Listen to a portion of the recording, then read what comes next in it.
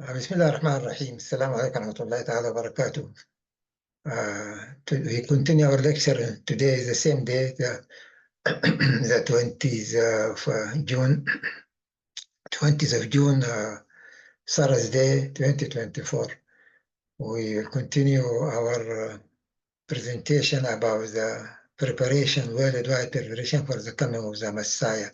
As I have explained in the previous lecture about the development of Reformation, and of course, this reformation continues for more than 130 years, and it was culminated by the 30 religious wars, and which ended up with the Westphalia Treaty, and this ended up the religious wars war in Europe, and then the North became almost Protestant, and the South became almost Catholic, and then also there is some political settlement, of course, in this treaty. Anyhow, finally, this concludes the period of the Christian Reformation. And also we talked about the development of philosophy and Kant-type philosophy, which you call it, started from the Renaissance. And we explained that Renaissance started with discovering the Roman heritage and the Greek heritage, discovering Hellenism. And we explained about Descartes and about Francis Bacon, about rationalism and empiricism. And actually, this Renaissance will continue its philosophical point of view, and which really will break down all the good things and the bad things of medieval ages. Because also many good things were broken, actually, was dismantled and was destroyed. Good heritage, Christian moral heritage from the medieval ages. And actually people start to go away from the religious way, spiritual way, and people generally way of thinking became very intellectual, rational, and very external, very materialistic. And people started to think everything rationally, even about God, about faith, about religion, about the Bible. And it was a very painful period for the pious and good Christian at that time. They suffered a lot because they saw by their own eyes how the society is moving away from the true Christianity. And therefore, anyhow, the religious Reformation, actually, another kind of Reformation came out to combat this Kant-type way of thinking, because the Reformation period ended up in 1648, and from 1648 up to the 1789, the French Revolution, this period we call it the period of conflict between philosophies and religion. So in this period really came out very good people from the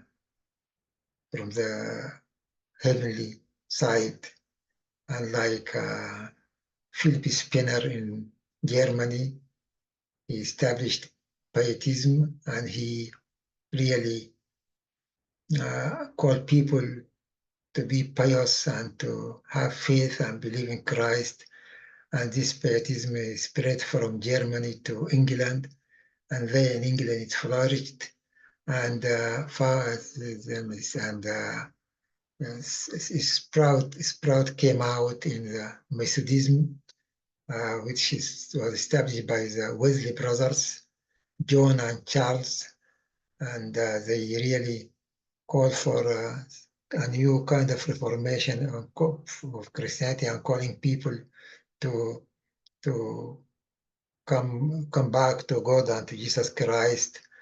And then it came out also a new religious movement established by George Fox. He established the Quakers. The Quakers are a very strong movement in England, as really they revived Christianity in a period when Christianity was really stagnant in England, and they said that Jesus Christ should be in the heart of man, and Jesus like Christ like the light who illuminates the soul of the spirit of the people. And then when you realize Christ in your heart, you can really understand the Bible in the proper way. And they really have some kind of internal meetings and prayer meetings, and they are doing many kind of things actually. The Quakers, I call them Quakers because when they start praying, they start quaking, like moving their bodies, and they can make some kind of miracles, and they can speak in tongues actually.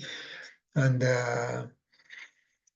so then also there was a very famous spiritual man. He's called Emanuel Swedenborg. He started to experience spiritual experiences, and he started to systematize his experience to understand the spirit world in a much better way. And now newly, people started to rediscover him, and they really start to read his books and his writings, and he's a very interesting man, and his writing really can give a good account about the spirit world. It's about the religious movement which came out to really to face the prevailing external Cain humanistic way of life and way of thinking. Anyhow, going back to Renaissance, we can see that after rationalism and empiricism, Renaissance philosophers continue, and this will end up in enlightenment, especially in France. But we can say that Hegel, he's an idealistic philosopher. He really he compiled the 18th century philosophy, ideal philosophy, and he came out with a whole understanding about philosophizing. Anyhow, from a philosophical point of view, he wanted to understand everything, including religion, history, society. He wanted like a comprehensive philosophy was studied by Hegel.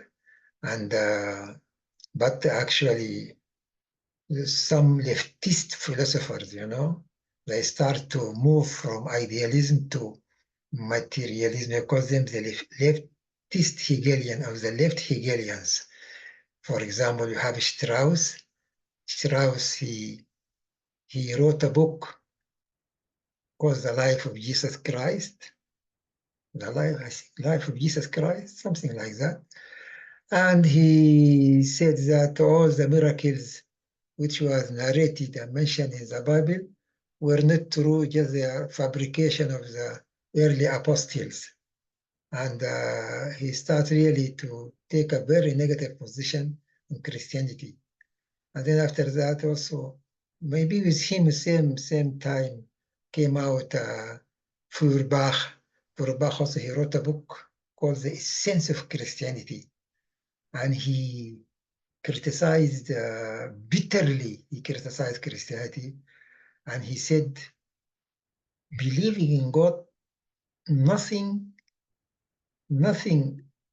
is nothing more than just a projection of a psychological feeling, a mentality, or a way of thinking of people. So people inside their mind, inside their heart, people, they think about ideals, they think about perfection, they think about goodness, And therefore, these internal psychological and hopes and ideals in our heart and mind were projected, and then man created God. It's a very dangerous way of thinking. This is all established a foundation for Karl Marx and and Karl Marx and Friedrich Engels. They came out with, with communism, where they combined materialism and atheism and socialism, and they really established communism. And this actually influenced greatly the whole situation of Europe at that time. And of course, it will influence the whole world. And actually, this is, of course,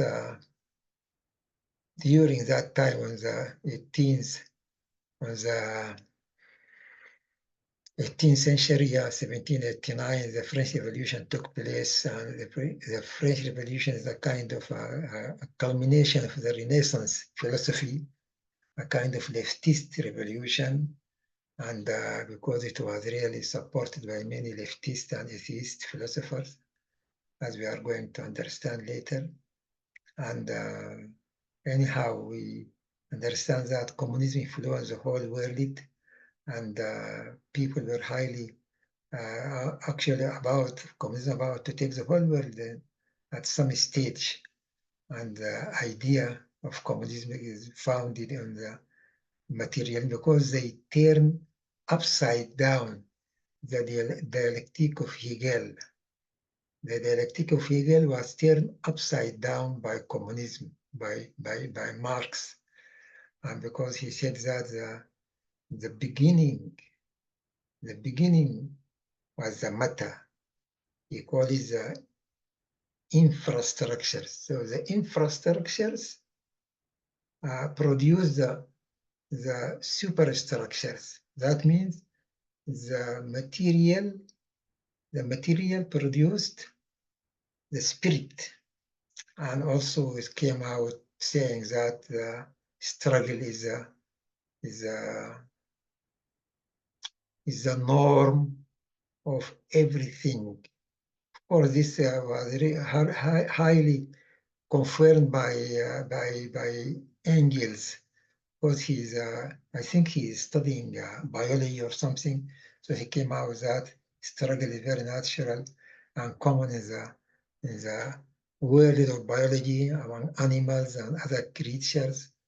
Anyhow, they said commonly that struggle is real nature of the creation, and then through struggle, not only struggle, actually violent struggle. Through violent struggle, we can establish the ideal or the communist world. Because finally, he thinks that the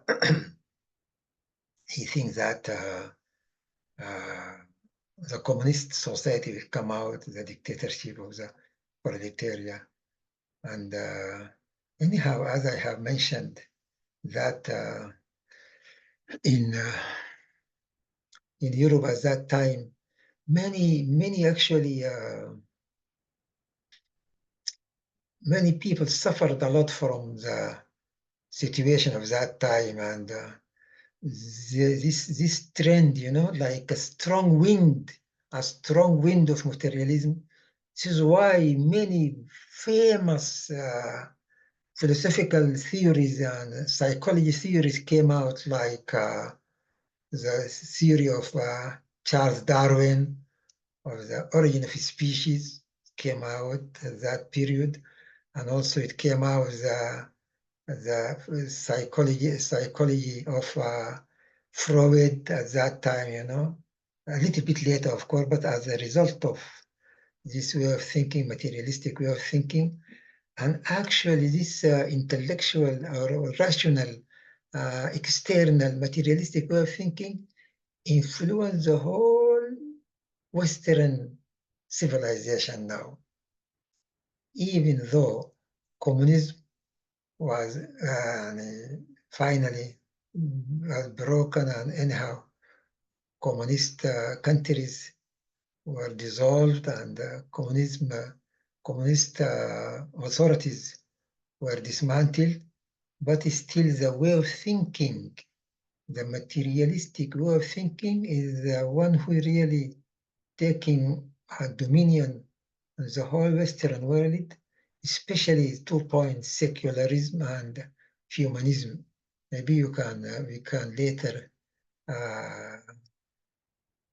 give some lectures, especially about these things, how modernity is going, about modernity and about post-modernity. Later, we are going to talk about the second period, about the maturity of